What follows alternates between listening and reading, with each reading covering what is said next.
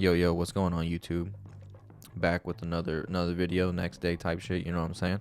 I thought I would make a video on making a low latency recording template. Usually when I make my templates, like first of all, obviously I try to make them low latency. Most major, if not all major studios definitely have UA gear, but that's not their main interface. Meaning like when you walk in, like sure you might see an interface there, you might even see a satellite. It doesn't mean that that studio is wired for that interface.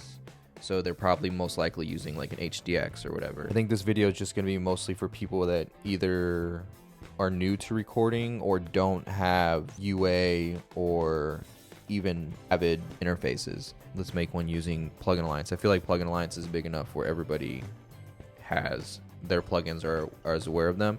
And plus the reason I chose them is they are like the more popular company, but that also makes low latency plugins.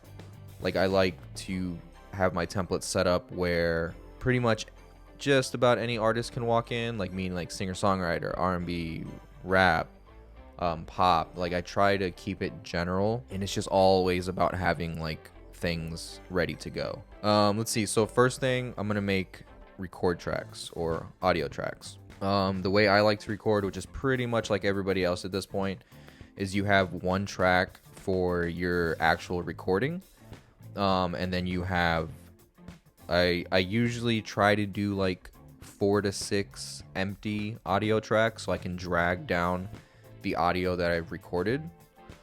So let's see. So this first one, we'll call it record track. So this will be my actual where the recording is done.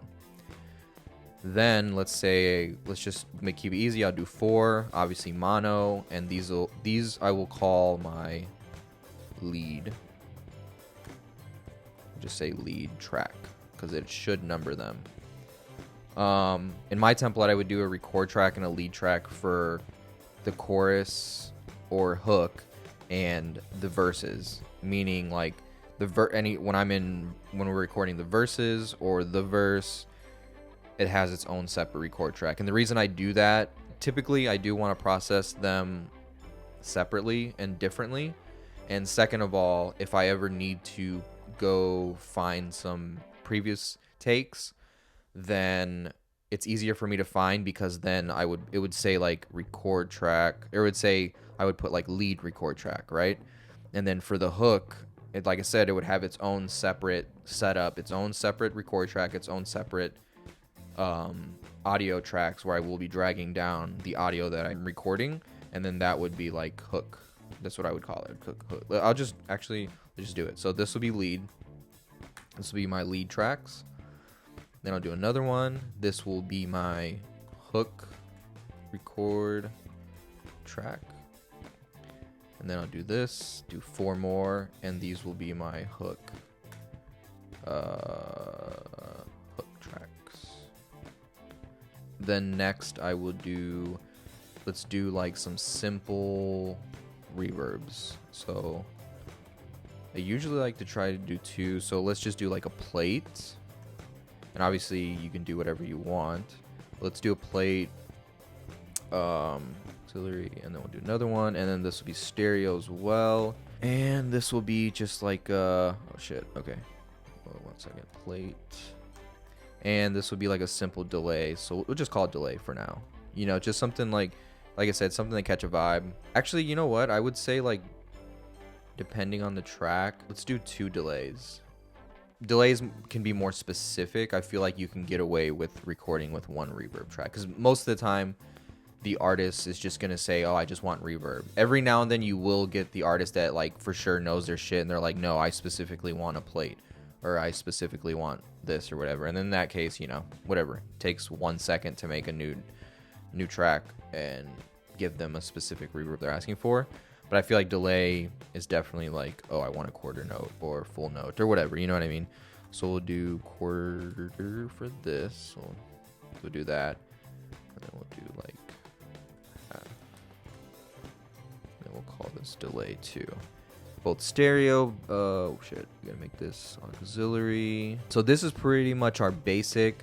Then you want to do you should make an auxiliary track for your master, obviously stereo. I mean, this is like super basic, and I would say that will pretty much get you by. The next thing I like to do, my record tracks, I've been thinking about changing the color actually, but I just went with yellow. And then my actual audio tracks for vocals, my vocal tracks, I like to keep the standard blue that it defaults to. Plate, I like to do like either one of these, probably this one. I don't know why, like for reverb, I just feel like reverb is like the color blue. Like that's the way I see it, literally. And then my delays are always this orange. I think it's this one. Whatever, they're always orange for me. And then I try to do the standard red that the actual master fader defaults to in Pro Tools, which is this red, I think. And that's what I like to keep it. I would say color coding is like the biggest thing. We have to set buses for these now. So we'll start with this. This will be bus 1 and 2. This will be bus 3 and 4. This will be bus 5 and 6. So obviously, please make sure you rename them because organization is key. I don't know why I see like a lot of old heads do not name their shit. Like assuming that you're sending this, you send your song off to get mixed too. Just like if you're just still strictly a recording engineer, then you definitely want to make sure shit's labeled. And then we got to set one for our master. That'll be 7 and 8. And then we'll just call that master. So now that we have our template, the next thing I would do, I would make buses for each things, or for the lead tracks and the hook tracks. So first we'll do this. So I'm going to go to new track, stereo, and it's going to automatically make a bus for us, which doing it this way is a lot better and faster. So we're going to call this lead bus. I like to have them at the top, and then we're going to do the same thing for our hook. And obviously you guys can name them whatever you want. This is just an extra step that I like to do because I like to be super organized. With the latest version of Pro Tools, I like to turn these into a cup of coffee. I don't know what I'm doing. I like to turn them into routing folders. So we'll do it for each one. It will default to its blue, indicating that it is a folder. And then when you see that little folder, you know that it's a folder. Then you take your tracks, drag them in the folder. Now they're in the folder. Highlight it. Shift F will open and close if you need that quick key. Same thing with hook. Got that. Boom. Now we got that, and then you also have to send these to our master. Cool. So next thing you want to do, obviously you want to set tempo and the key and stuff. You want to make sure that your hardware buffer is at its lowest that your computer can handle, which is key. Then you will have this option to uncheck low latency monitoring. The easiest way to say it is just like unchecking it will allow you to record through plugins or monitor through plugins. That's the non-technical way of describing it. Next thing I like to do, we got to talk about tuning, because like I said, this needs to be a template where anybody can walk in the room. So if Lil Uzi walks in, you need Autotune, just because that's his sound, assuming that's the wave he's still on by the time people see this video years later. Or you just need it because the artist requests it. So we're going to highlight all these. Then we're going to hold down Shift Alt, click on the first insert slot. And then we're going to go to our choice of tuning, which in this case will be, we're going to use Autotune Artist, just because that's the one with the lowest latency, unless you balled out and you got the Autotune Hybrid, which is efficient for Pro Tools itself natively. So I'll show you. So what we're delayed 112. Let's see, what is hybrid? Like 10 or some shit. Yeah, 10. So we're only delayed 10 samples with this. So, you know, if you have it, that's a plus. If not, Autotune Artist is more than enough. Just make sure that you are using low latency mode, because if you aren't, you will be at 2,000 and almost 3,000, and that's how you'll know. So make sure that's on. And yeah, I like to do that. I like to have it, obviously you need it through your record track, because that's what the artist will be recording through live and hearing themselves in the headphones live is on their record track. And then obviously you need to make sure that you also have Autotune on your tracks that you're dropping shit down. So they record, boom, record, record, boom. You know what I mean? And the reason this is like a thing is just so, like, just in case there's stuff that overlaps or whatever, it's harder to be like if their word ended, like, let's zoom in. So if their word ended like right here, and then you tried to punch them in, obviously you would cut their word off, and you can't just go like that, because then their word just got cut off. So what you need to do is bring it down to another track where they overlap a little bit, because maybe that's part of their performance, that's part of the style of music, or whatever the case is. It just helps with overlapping.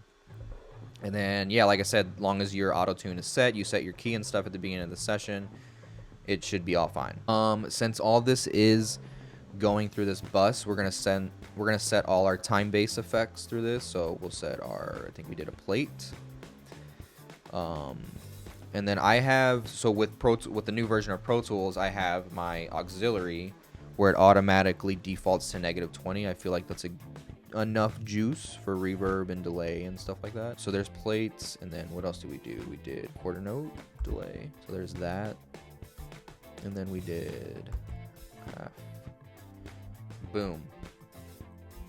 And that's going to be on our buses, because that's where everything is busting to. And then now next I would say is the plugins, the actual plugins themselves. First thing I would do is some sort of EQ compression. Obviously, in my case, I like to use a channel strip. Let's use this, the SSL. So I like to use channel strips just because like I said, it's got a filter, it's got an EQ, it's compression, everything's in one plugin. You can probably get by with that with tracking. So I would do that. Next thing I would do is a de-esser. So I like to use their 902 emulation, which is cool. This is a really good plugin. So obviously we'd have to copy these down to here. Okay, so holding Option, click, will copy the plugin over. And then now we need to pick our reverbs and delays. So for reverb, honestly, I would just say use the deverb. Make sure your mix is all the way up. And then delay, I like to use this still a lot. So we need quarter note. I like to have ducking on, just like fully maxed out, just because that's like how I like to hear my delays. I don't like to hear them continuously. And I think the artists appreciate it more because it's not, they still want the delay, but it's not distracting, especially while recording. They don't hear it as they're performing behind every word. Like it just, because when you have ducking on, it just, you don't hear the delay until after the signal, after it has stopped picking up or receiving signal. We need to sync it to our tempo. In this case, we're at 120 in this session. Obviously, it will sync to whatever BPM you have your session set to.